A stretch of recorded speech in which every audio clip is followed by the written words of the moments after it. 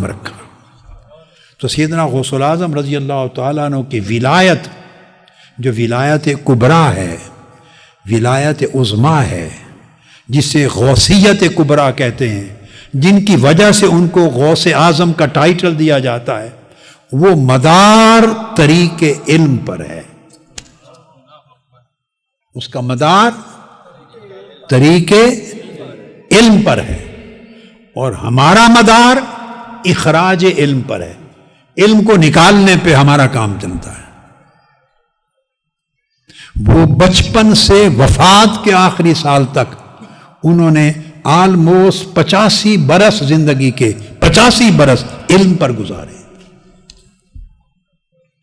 پھر آپ کا فرمان ہے، یہ بات نہیں ہے کہ میں نے آپ کو پڑھ کے جتنا سمجھا اور جانا ہے یہ میری رائے ہے، نہیں، ایسی بات نہیں۔ میں تو ایک چھوٹا سا طالب علم ہوں، اور شاید ابھی طالب علم بھی نہیں بن سکا، مگر یہ میری رائے نہیں ہے، حضور سیدنا غوث الاعظم رضی اللہ تعالیٰ عنہ کا اپنا ارشاد ہے۔ آپ کا ایک قصیدہ غوثیہ ہے، ورد کے طور پہ، وظیفہ کے طور پہ طریقہ قادریہ میں لوگ پڑھتے ہیں، مشائخ دیتے ہیں۔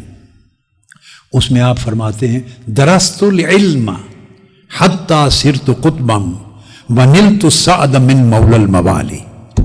فرماتے ہیں میں نے علم حاصل کیا، اور علم حاصل کرتا گیا، اور علم حاصل کرتا گیا، علم حاصل کرتے کرتے میں قطب یعنی غوث ہو گیا۔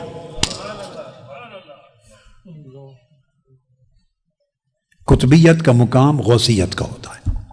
فرمایا علم حاصل کرتے کرتے طریق علم سے، یعنی علم کے راستے سے میں مرتبہ غوث تک جا پہنچا، غوثیت کے مرتبے تک، اور اللہ کی جو مواہب اور عطائیں اور اس کی بارگاہ سے جو کچھ ملا اسی طریق سے ملا۔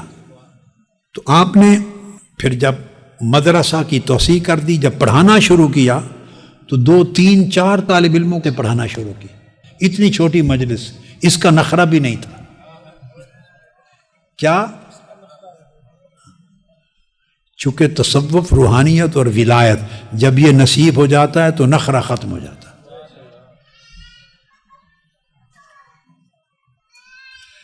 2 2 3 3 4 4 طلباء کو پڑھایا چھوٹی مجلس میں، اور پڑھاتے پڑھاتے واعظ و ارشاد کی مسند پہ فائز ہوئے۔ تو پھر ایک وقت وہ آیا کہ جب آپ واعظ فرماتے تو آپ کی مجلس میں 70,000 لوگ ہوتے تھے۔ 2 3 4 سامعین سے شروع کیا، اور 70,000 سامعین تک آپ کا حلقہ درس پہنچا۔ آپ اندازہ کر لیں بغداد شریف کی ارد گرد کی گلیاں بھر جاتی ہوں گی، اور آپ کی کرامات میں سے یہ کرامت تھی، چونکہ لاؤڈ سپیکر تو تھا نہیں، لہذا جس طرح آواز پہلی صف میں بیٹھا آدمی سنتا تھا اسی طرح کی آواز آخری صف کا آدمی سنتا تھا۔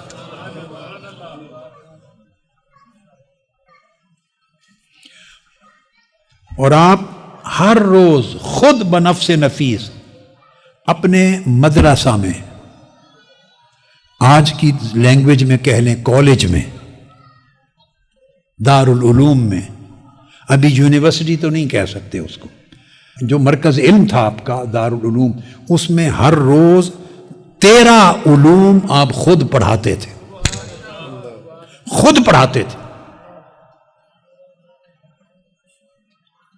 اتنے بڑے ٹیچر تھے، اتنے بڑے پروفیسر تھے، اتنے بڑے استاذ اور معلم تھے۔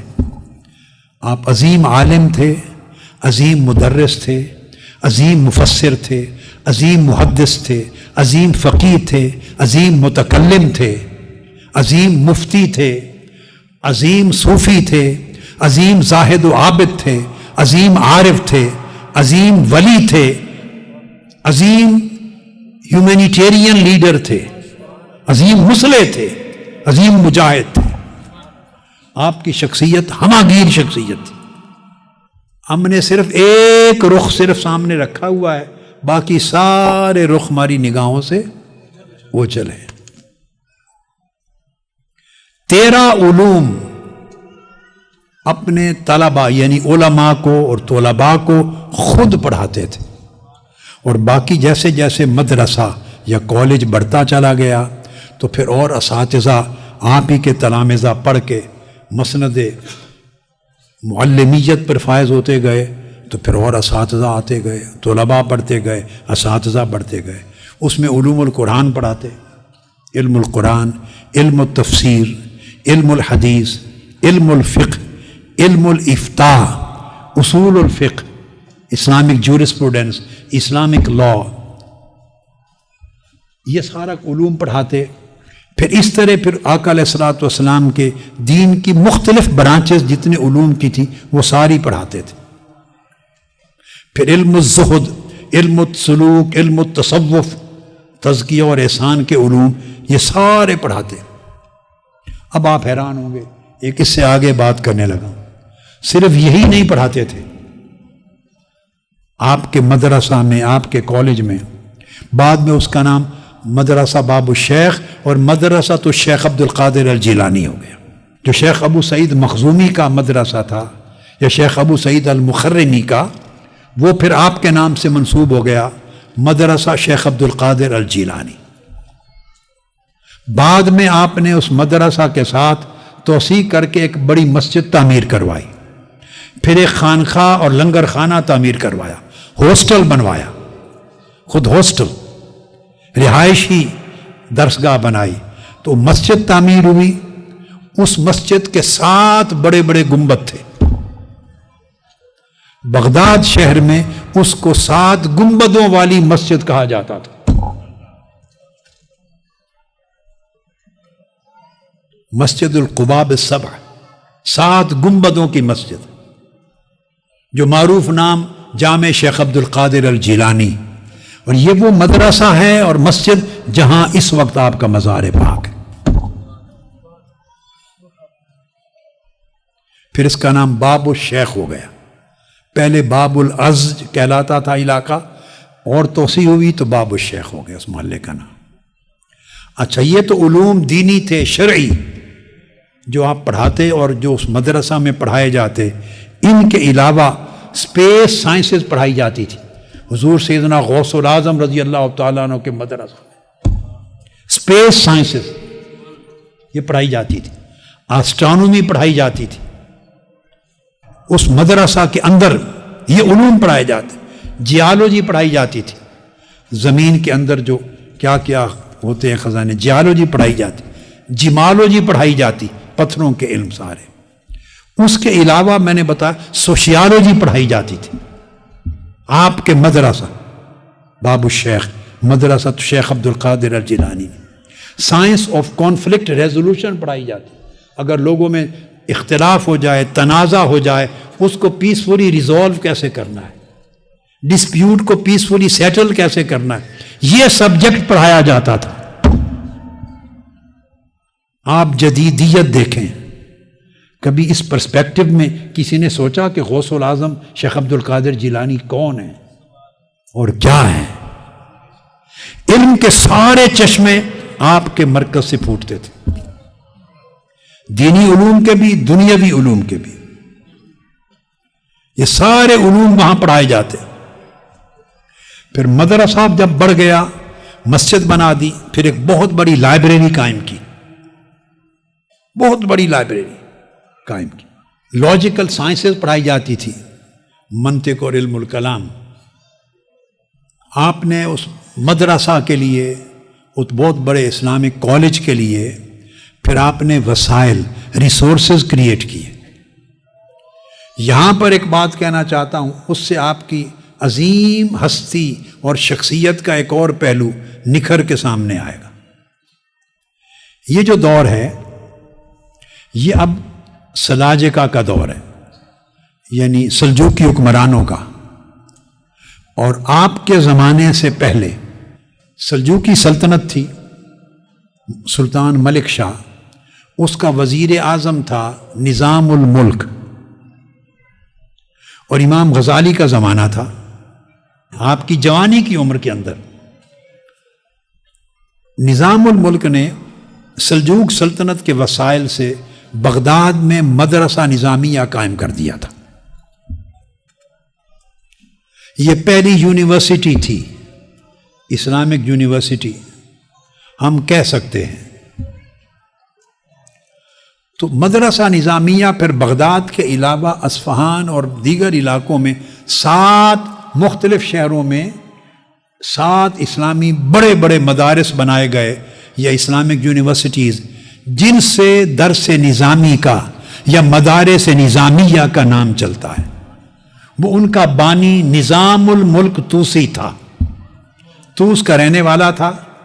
طوس علاقہ ہے ایران میں جہاں سیدنا امام علی رضا کا مزار اقدس ہے، مشہد مقدس. اس پورے علاقے کو طوس کہتے تھے. تو نظام الملک طوسی وزیر اعظم تھا سلطان ملک شاہ سلجوقی کا. اس نے اسلامی مدارس بنائے، یونیورسٹیز. ان میں سے جو بغداد کا مدرسہ تھا اس کے ایک وائس چانسلر پہلے امام الحرمین الجوینی تھے. ان کے بعد امام غزالی اس کے وائس چانسلر تھے. پھر ان کو وہ اس طرف لے آیا، طوس کی طرف.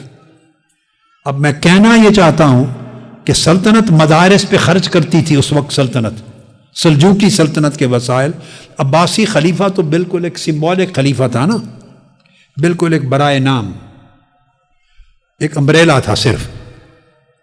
تو سلجوقی سلطنت مدارس پہ خرچ کرتی تھی، تنخواہیں دیتی تھی علماء کو، اساتذہ کو، مدرسین کو، طلباء کے اخراجات، ان کے لنگر کے، رہائش کے، تو تمام اخراجات ان کی کفالت حکومت کرتی تھی.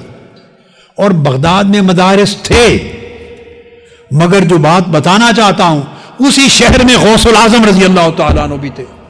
آپ نے اس وقت کی سرکار کے کسی مدرسہ میں جاب نہیں کیا. اور سلجوقی سلطنت اور جو بھی خلافت اور حکومت تھی، ان کے وسائل چندہ ریسورسز اپنے مدرسہ کے لیے نہیں لیے. آپ کی غیرت کا اندازہ کریں، آپ کی شخصیت میں حریت کا اندازہ کریں. جب آدمی پیسے مانگتا ہے، خواہ وہ اہل ثروت مالدار لوگوں کے پاس جا کر مانگے، خواہ وہ حکومتوں سے مانگے، جو مانگتا ہے وہ مرد حر نہیں رہتا، وہ آزاد نہیں رہتا، اس کی آزادی چھن جاتی ہے. جس لمحہ اس نے ہاتھ پھیلایا، جس لمحہ اس نے زبان ہلائی مانگنے کے لیے، اس لمحہ وہ مرد حر نہیں رہا، اس کی آزادی چھن گئی. وہ پیسہ دینے والے کا غلام ہو گیا.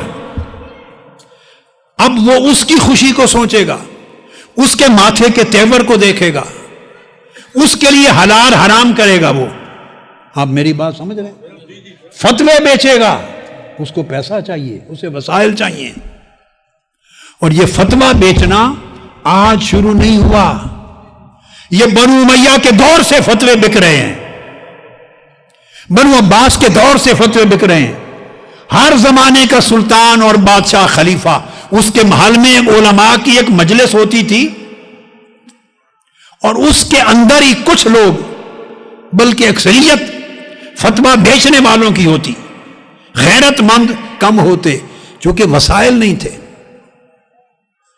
جو غیرت مند ہوتے وہ امام احمد بن حنبل کی طرح کوڑے کھاتے. جو غیرت مند ہوتے امام شافعی کی طرح کیس میں بغداد میں ان کو بیڑیاں پہنا کر، چینز پہنا کر یمن سے بغداد لایا گیا تھا، جیل میں رکھا امام شافعی رضی اللہ تعالیٰ عنہ کو. امام احمد بن حنبل کو جیل میں رکھا. یہ عباسی خلفاء تھے، ائمہ جن کے دم سے امت کا دین اور فقہ اور احکام شریعت قائم ہے. امام مالک کو گھر میں ہاؤس اریسٹ کر دیا، 24 سال تک مدینہ میں رہ کر مسجد نبوی میں نماز جمعہ پڑھنے نہیں دی گئی ان کو. امام مالک.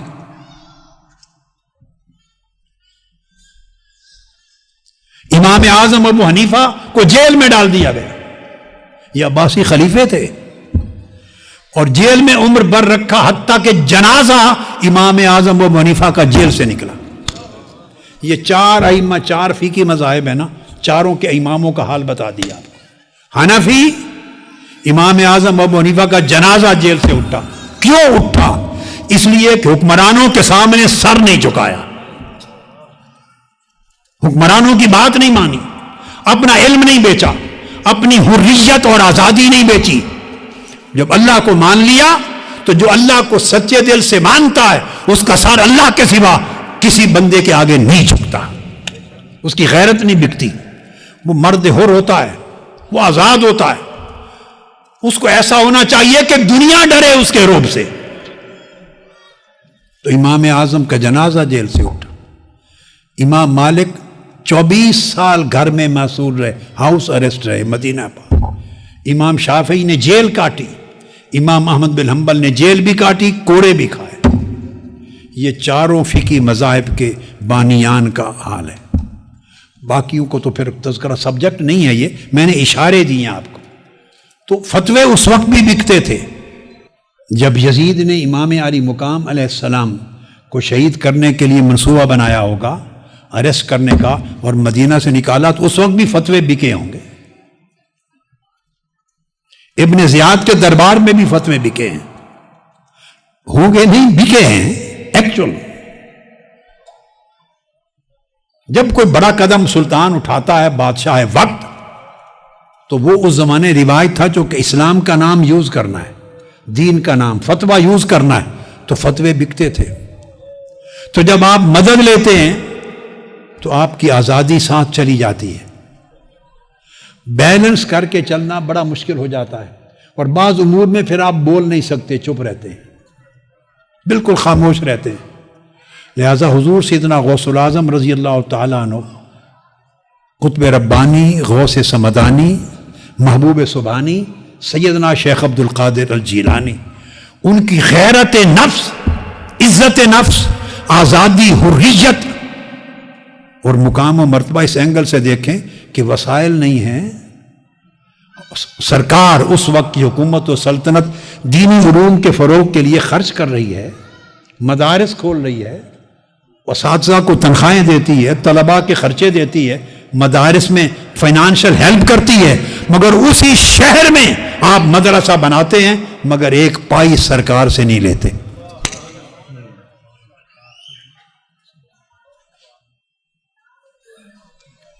غوث اعظم اسی طرح تو نہیں بن گئے یوں ہی. تو آپ نے پھر اپنا اوقاف بنایا، جو آپ کے شاگرد تھے، مریدین تھے، متوسلین تھے، معتقدین تھے، وہ اپنے پرائیویٹ ریسورسز، ذرائع دیتے. آپ نے ایک نظام وضع کیا، اور اس اپنے پرائیویٹ نظام کے ساتھ، ان ریسورسز کے ساتھ اپنا مدرسۃ الشیخ عبد القادر الجیلانی چلایا. اس سے اساتذہ کو تنخواہیں بھی دیتے، طلباء کا لنگر بھی ہوتا، رہائش بھی اور خرچات بھی ہوتے، اور توسیعات بھی ہوتی، توسیعات بھی اور تعمیرات بھی ہو رہی تھی، اور نشر خیر ہوتی، دعوت کا کام ہوتا، دین کی تبلیغ ہوتی، تجدید ہوتی، اور اشاعت ہوتی، اور تعلیم ہوتی، تدریس ہوتی. حتیٰ کہ اس کے ساتھ پھر رفاع عامہ کا کام کرتے. حضور سیدنا غوث العظم رضی اللہ تعالیٰ ویلفیئر ایکٹیویٹیز بھی کرتے، ہیومینیٹیرین سروسز بغداد شہر میں آپ دیتے، غریبوں کے لیے دسترخوان لگواتے، ان کے لیے لنگر کھولتے، ان کی مالی ضروریات کی کفالت کرتے. گلی کوچے میں لوگوں کو مشکلات ہوتی، وہاں مدد کے لیے اپنے طلباء کو بھیجتے، کہیں خود بھی تشریف لے جاتے، خلق خدا کی امداد کرتے. تو شخصیت انقلابی تھی، مزاج مجاہدانہ تھا، فکر میں تحرک تھا، فعال تھے. 33 برس آپ نے پڑھایا اور علماء پیدا کیے، اور یہ پڑھانے کا عمل 91 برس کی عمر تک آپ نے جاری رکھا. ہجری سن میں 91 ہو جاتا ہے، اور عیسوی سن میں 90 برس، 90 یا 99 برس آپ نے عمر مبارک پائی. آپ نے ریاضات و مجاہدات بھی کیے، زندگی کا مدار علم پر رکھا، زہد پر، ورع پر، تقوی پر، حریت پر مدار رکھا. اور جو افراد آپ نے پیدا کیے 5 قسموں کے، جن علماء کو پڑھایا، طلباء تیار کیے، جو گریجویٹ ہوئے، آپ کے پاس سے جو گریجویٹ ہوئے، 5 قسموں کے طبقات علماء کے پیدا کیا آپ نے۔ شخصیت اتنی ملٹی ڈائمینشنل تھی۔ رجال العلم پیدا کیے، یعنی مفسر پیدا کیے، محدث پیدا کیے، فقیہ پیدا کیے، متکلم پیدا کیے، علماء اسکالرز پیدا کیے، مفکر پیدا کیے۔ رجال العلم مختلف میدان میں جیسے جیسے جس کا ذوق تھا پھر وہ اسپیشلائز کرتا چلا جاتا ہے۔ تو آپ نے یہ بنیادیں دی۔ آپ نے رجال الدعوہ پیدا کی، دین کی دعوت لے کے اٹھنے والے، دین کی دعوت کو عام کرنے والے، امر بالمعروف اور نہی عن المنکر کو سوسائٹی میں، معاشرے میں پھیلانے والے لوگ پیدا کیے۔ وہ زمانہ چونکہ تنظیم سازی کا نہیں تھا، تنظیم سازی تو آج سے بھی 200 سال پہلے تک کلچر نہیں تھا آرگنائزیشنل ورک کرنے کا، انسٹیٹیوشنل تھا، آرگنائزیشنل نہیں تھا۔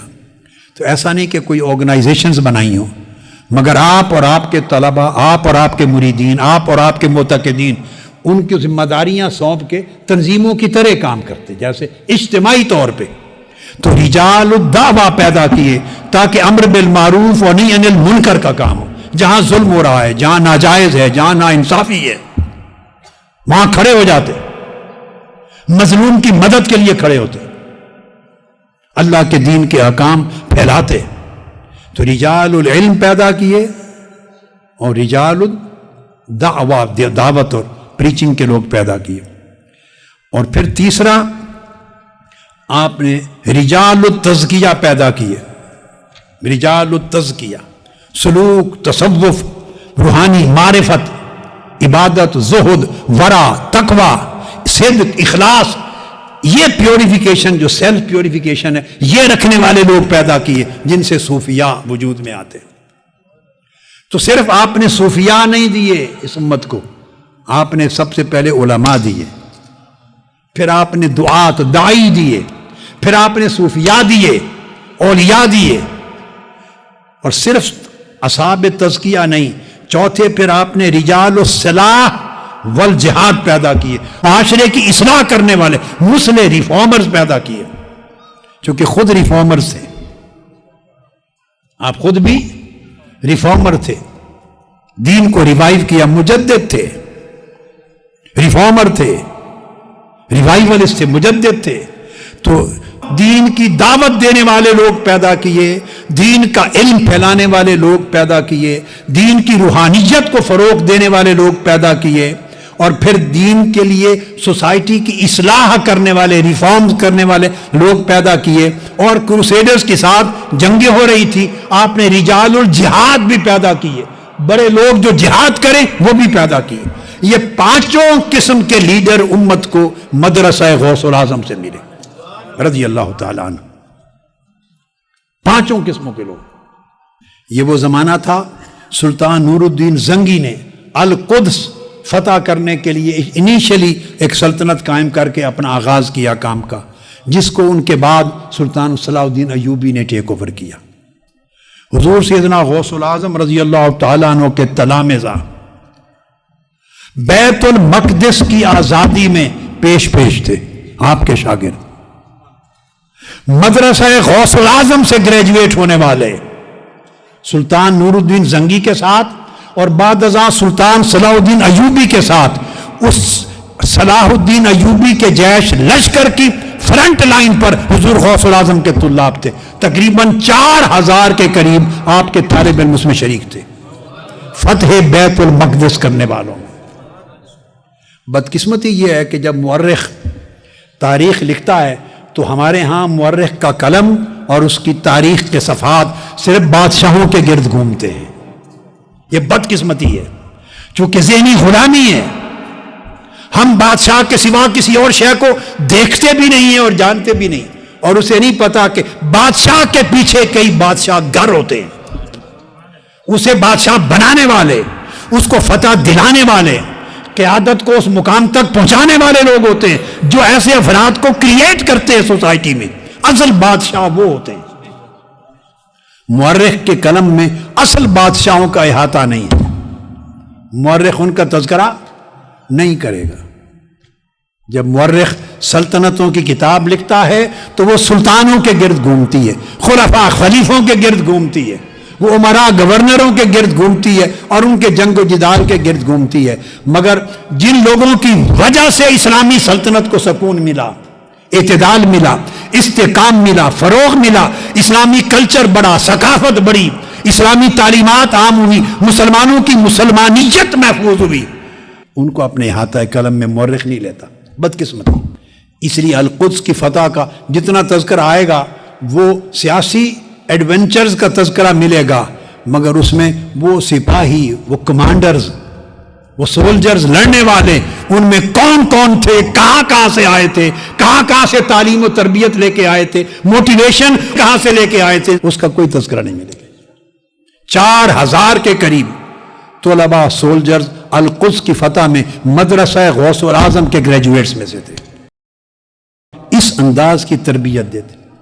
آپ کا فوکس جو تربیت پہ تھا وہ انڈیویجول تربیت بھی کرتے اور اجتماعی حلقات میں تربیت بھی کرتے، اور دیکھتے کہ ایک آدمی میں کیا کیا خلل ہے، کیا کیا نقص ہے، کیا کیا اس کی شخصیت، طبیعت اور مزاج میں خرابی ہے، اکارڈنگلی اس کو لائن پہ اصلاح کے لیے لگاتے۔